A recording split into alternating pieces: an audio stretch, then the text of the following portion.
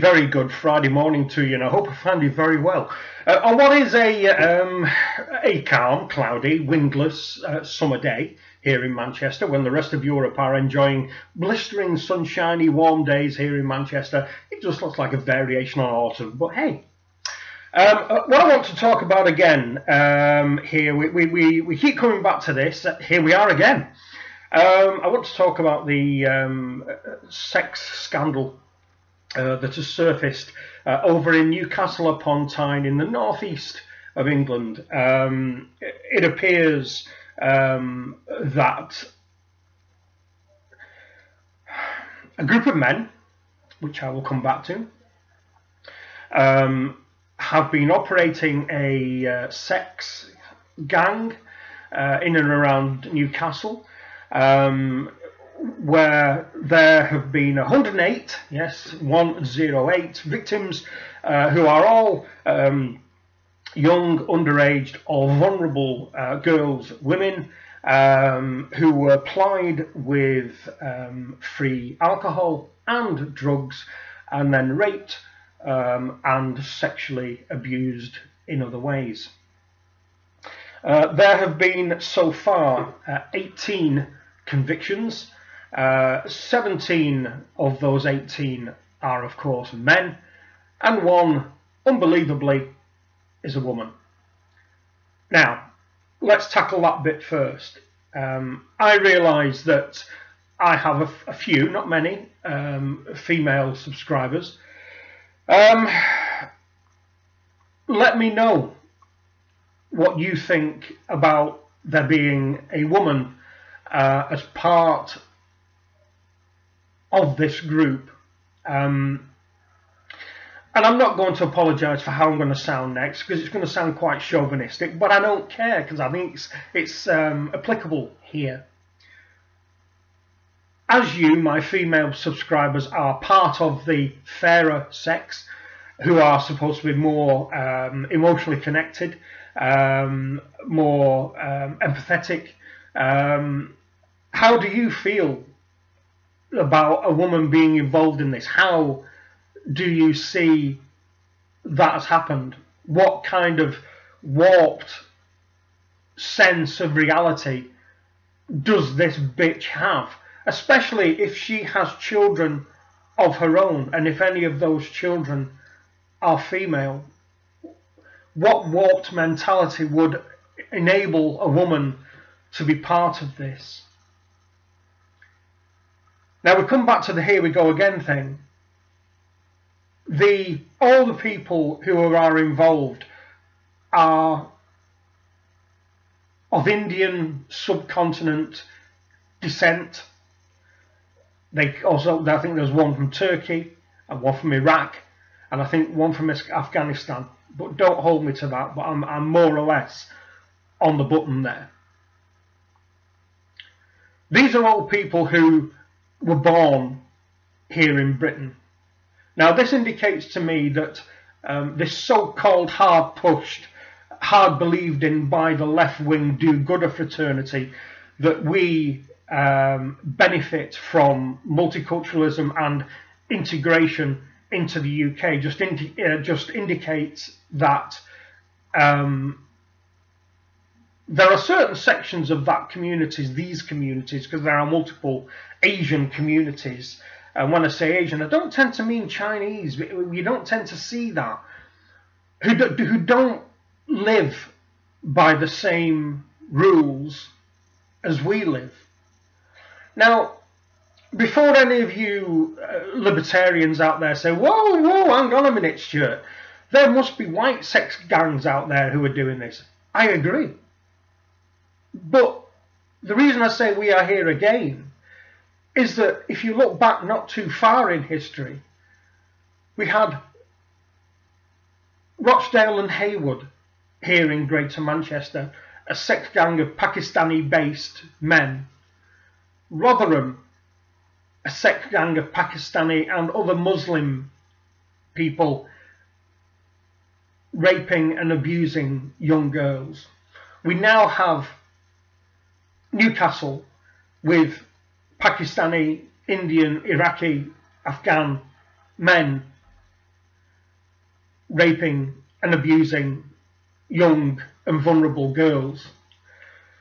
Now, if all these cases were coming forth with white gangs, I would be making an equivalent video. Why am I so outraged? Well, I'm outraged because this thing shouldn't be happening. Also, I'm outraged because there are, I was going to say certain governmental agencies. It seems to me all governmental agencies are turning a blind eye to this. Labour MP Sarah Champion, Labour MP for Rotherham, funnily enough, has done a 180-degree turn on her viewpoint on this. When things happened in Rotherham, she basically said that, you know, this is not about race at all. This is about a group of men who have different beliefs and don't have the same decency standards as the rest of us. Now, she said in an interview, I think it was to The Independent yesterday, she's saying that now people are so afraid of being hit by the racist term that we may well be charged with race hate offences, that this is not being reported or even suggested if something is suspected in a community, that the people here in Britain are so afraid of being branded a racist that things are not being said. And that in itself I find as abhorrent as this crime itself. It is about time that we all as a nation stood up and said, I'm sorry, we're not going to put up with this, because we obviously have a group of people in this country who have been here all their lives, who just do not wish to, or are indeed perhaps unable to, encapsulate, for want of a better phrase, Britishness. That you know, they may believe that it's perfectly all right for, if they are Muslim followers, to follow the teachings of Muhammad, who was himself a ill-educated child molester who raped a 9-year-old girl. So maybe the teachings of that make them believe that it's okay to do that. These people need to be made to understand it isn't okay. Not only is it not okay, it is illegal, and you should be subject to the full force of the law, as well as complete and utter public shaming for doing this. Also, the thing that I found absolutely amazing is Northumbria Police, who serve Newcastle upon Tyne, paid £10,000 to an informant to get information regarding this group. Now, two things here. One, very, very important. The person that they paid the £10,000 to is himself, and I don't know the race of this person, a convicted sex offender. So we, as taxpayers, have funded £10,000 to give to somebody who himself abused young and vulnerable women. Secondly, the police, as far as I can see right now, have not given a reason why they paid this money.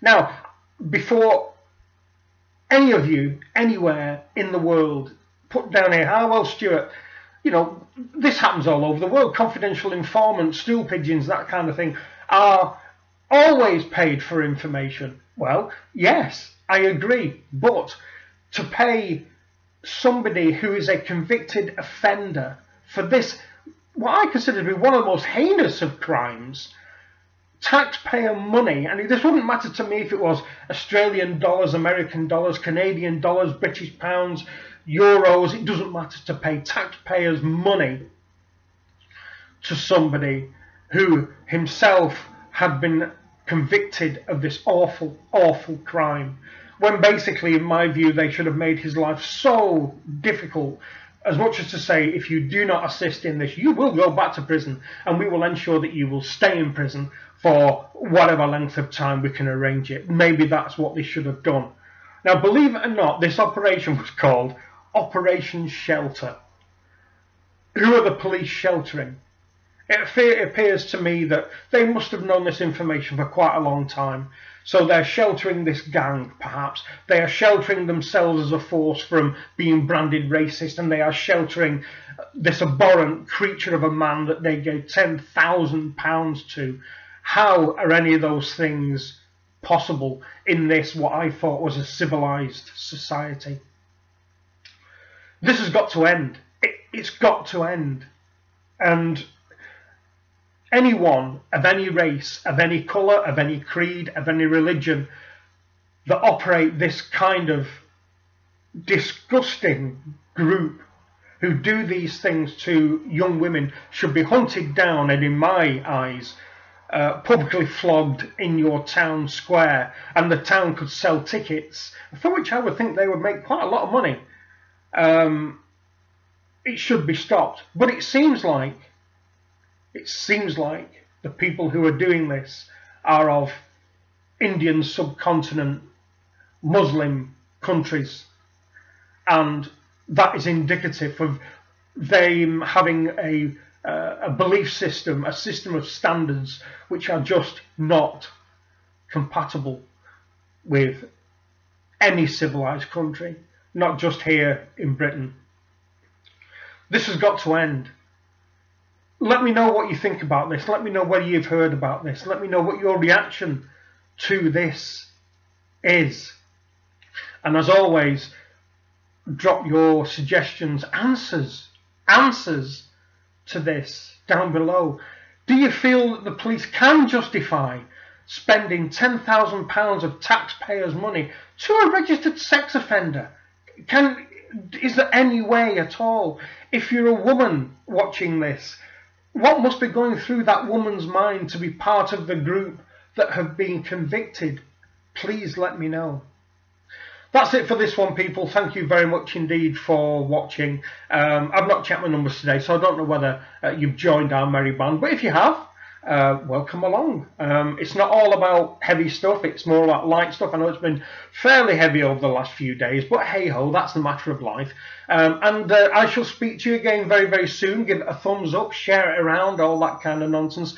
The more public awareness there is of this kind of thing happening in what we laughingly call a civilized society, the better, because the more people are aware of it, the more likely it is that it can be brought to a stop. Thanks for watching. Bye-bye now.